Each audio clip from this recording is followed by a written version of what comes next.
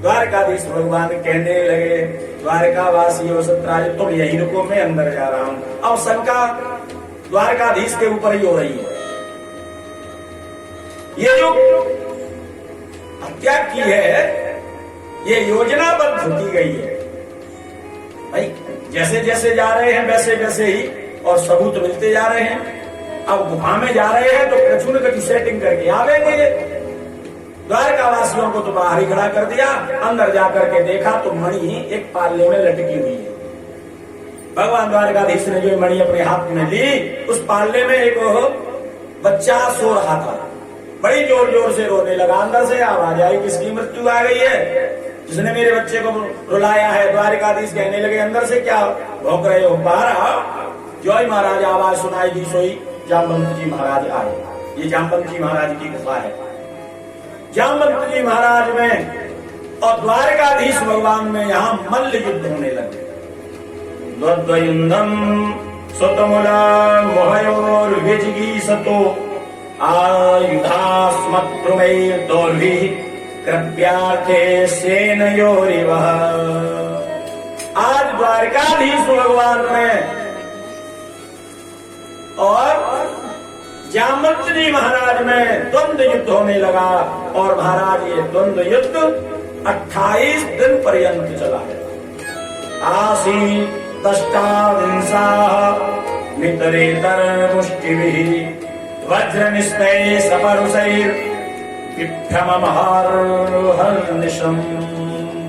दिन रात्रि ये युद्ध चल रहा है और 28 दिन में नस नस ढीली जामवंत जी महाराज की कर दी।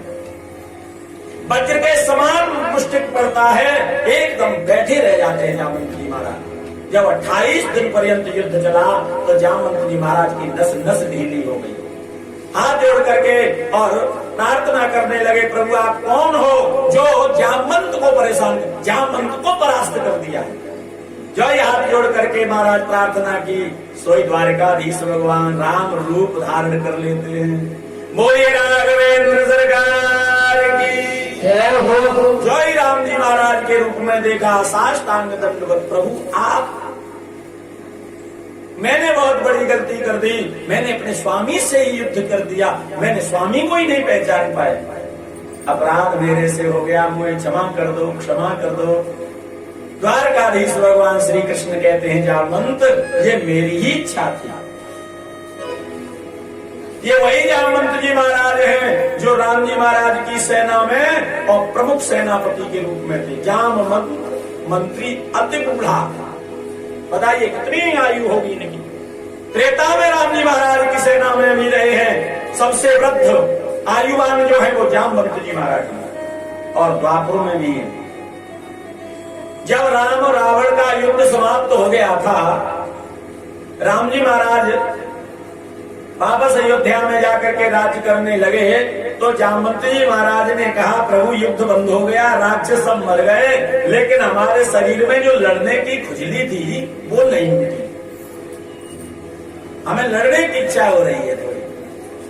राम जी महाराज ने कहा, जामवंत ये अवतार तो मेरा पूर्ण मर्यादित अवतार है, स्वामी और सेवक का युद्ध नहीं हो सकता है, लेकिन तेरी लड़ने की जो इच्छा है तो मैं आगे द्वापर में और पूर्ण कर दूंगा। आज वही कृष्णावतार में जामवंत जी की इच्छा पूर्ण कर दी। जामवंत जी हाथ जोड़ करके प्रार्थना करने लगे, प्रभु बताइए मैं क्या सेवा कर सकता हूँ आपकी। द्वारकाधीश भगवान कहने लगे, जामवंत ये मणि जो है ये सत्राजित की है, इसके चक्कर में मुझे कलंक लग गया है, मैं इसको लेने आया हूँ, मुझे इस मणि को दे दे। जामवंत जी महाराज कहने लगे, मणि तो दे दूंगा लेकिन इसको दूसरे रूप में दूंगा। किस रूप में दोगे? बोले मेरे यहाँ मेरी बेटी विवाह योग्य है जामवंती, मैं उसका विवाह आपके साथ करना चाहता हूँ, आप उसके साथ विवाह कर लो और दाएज में मणि ले जाओ। द्वारकाधीश भगवान कहने लगी, तेरी जैसी इच्छा। जामवंती का विवाह भगवान के साथ में कर दिया और दाहेज में वो मणि दे दी। मणि ला करके सत्राजित को दी, भैया ये मणि है जिसके चक्कर में कलंक लग गया था। अब जामवंत भगवान को देख करके सत्राजित तो लज्जित हो रहा है, मैंने झूठा कलंक भगवान को लगा दिया, नीचे को गर्दन करके खड़ा हुआ है। द्वारकाधीश कहने लगे सत्राजित अब क्या बात है, अब क्यों लज्जित होते हो, अब क्यों परेशान होते हो, मणि तुम्हारे पास आ गई। बोले नहीं प्रभु मुझे क्षमा करो।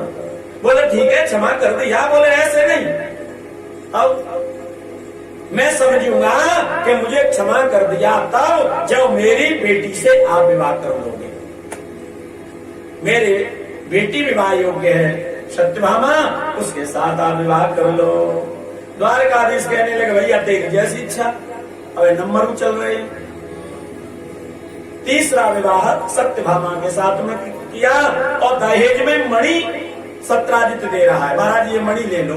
भगवान द्वारकाधीश ने मना कर दिया, भले आदमी जाके चक्कर में पहले ही कलंक लग गया, ऐसे अब मैं नहीं दूंगा। नहीं सब लोग यही कहेंगे कि मणि के लोभ में विवाह किया है भगवान द्वारकाधीश ने, मैं नहीं दूंगा। और यदि तुझे कुछ देना है तो अपनी बेटी को दे दे। द्वारकाधीश बहुत चतुर है, बेटी को देंगे तो पति का होगा और पति को देंगे तो पति। भाई सत्राजित पर और कोई बेटा है ही नहीं, केवल एक बेटी है सत्यभामा, सारी संपत्ति ही सत्यभामा की है। बिना दहेज के तीसरा विवाह भगवान ने ये किया। चौथा विवाह भगवान का मित्रविंदा के साथ में हुआ है। पांचवा विवाह सूर्य की पुत्री कालिंदी के साथ में, जिसे यमुना कहते हैं।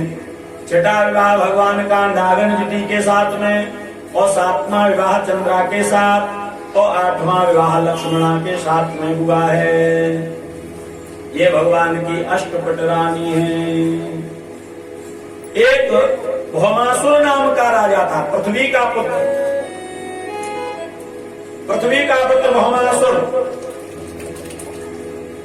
भौमासुर ने और संकल्प किया कि 20,000 राजकन्याओं के एक साथ बैठ करके एक मंडप में एक साथ विवाह करना। धीरे धीरे इसने 16,100 राजकन्याओं को अपने बंदी बना लिया। 16,100 राजकन्या भगवान द्वारकाधीश के लिए प्रार्थना करती हैं। सकुंडलम चारुकिरीटभूषणम बभौ पृथिव्यां पतितं समुज्ज्वलत् आहेति साधर्षया सुरेश्वरा माल्यमुकुन्दं विकिरन्तैले।